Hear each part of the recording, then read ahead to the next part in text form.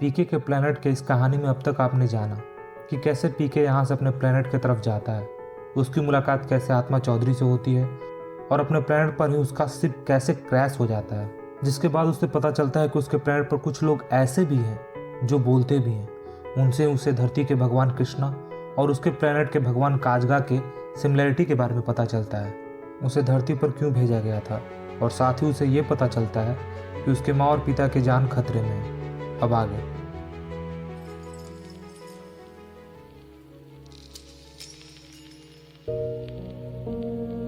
पीके पहले की तरह अपने रेडियो को कंधे पर टांगता है।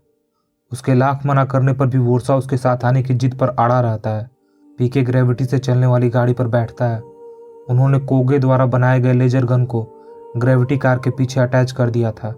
पीके ने चौधरी को यही रुकने को कहा था, क्योंकि अगर खाल की बात में जरा भी सच्चाई है तो वो चौधरी की जान खतरे में नहीं डाल सकता था। चौधरी वोरसा के बेटे सिले का हाथ पकड़ के खाल फासायुकी इजोक के बगल में खड़ा था। वहां और भी लोग खड़े थे, क्योंकि ऐसा बहुत दिन बाद हुआ था कि कोई उनके तरफ से हाकेमैन के हिस्से की तरफ जा रहा था। सभी के हाथों में नीले रंग के झंडे थे। ये रंग काजगा का रंग है, ये रंग ईश्वर का रंग है। वो इस रंग के झंडे को दिखाते हुए ये बताना चाहते थे कि ईश्वर तुम्हारे साथ है। पर हाकेमैन गवर्नमेंट को इस रंग से इतनी चिढ़ थी कि उसने इस रंग का मतलब ही बदल दिया। ये तो तुम्हें भी पता है, जब किसी के घर पे मौत होती है तो हाकेमैन गवर्नमेंट उनके घर को नीले रंग से रंग देते हैं, या जहाँ कहीं भी दुर्घटना होती है या कुछ बुरा होता है तो वो उसे सूचित करने के लिए नीले रंग का ही उपयोग करते हैं। उन्होंने ईश्वर के रंग को, शांति के रंग को, आनंद के रंग को मौत के रंग में बदल दिया। पीके ने जब नीले रंग के झंडे के बारे में वोरसा से पूछा तो वोरसा ने उसे अच्छी तरह समझाते हुए बोला, और फिर वोरसा ग्रेविटी कार को शुरू करता है और पीछे मुड़ के लेजर गन को अटैच कर रहे कोगी की तरफ देखता है। कोगी ओके का इशारा करता है।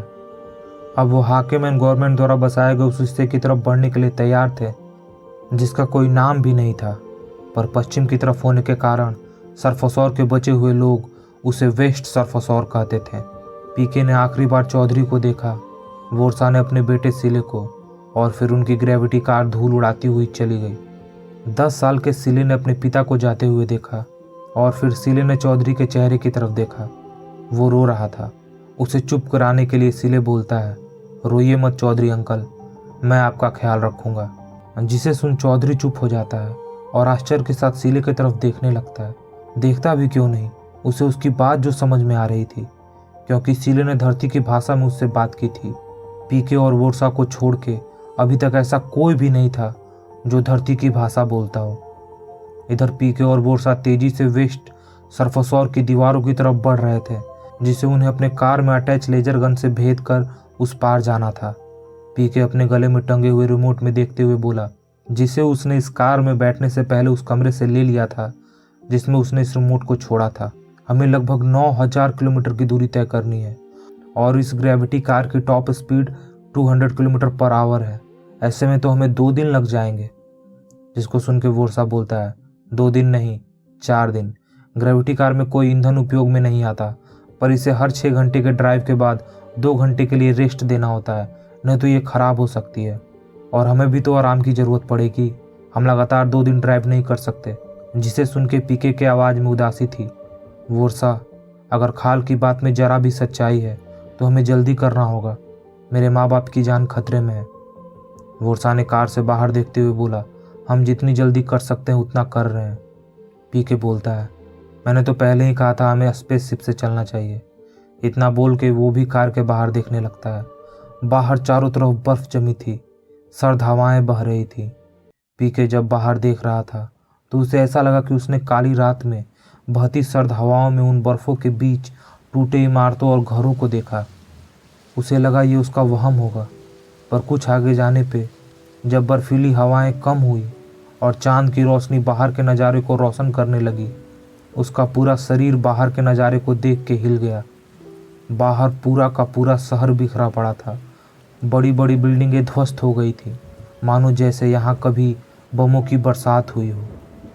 पीके इसके बारे में पूछने के लिए वोरसा की तरफ मुड़ता है और फिर उदास शब्दों में पूछता है, यहाँ क्या हुआ था?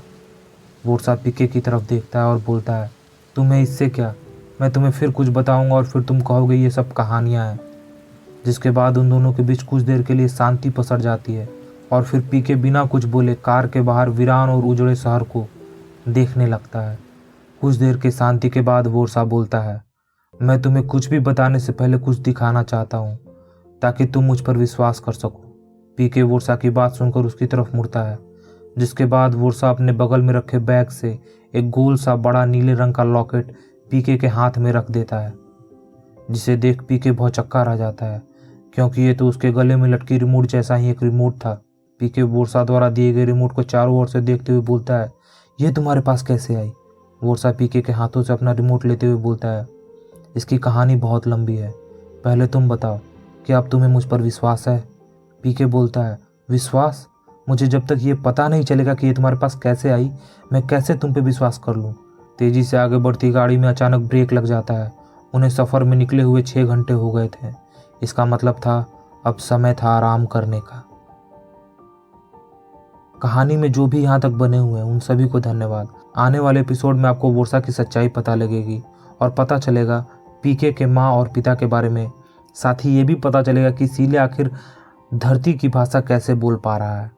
इन सभी मज़ेदार बातों के लिए बने रहिए इस सीरीज़ में और तब तक के लिए जीते रहिए अपनी ज़िंदगी को। Well, it was in my childhood days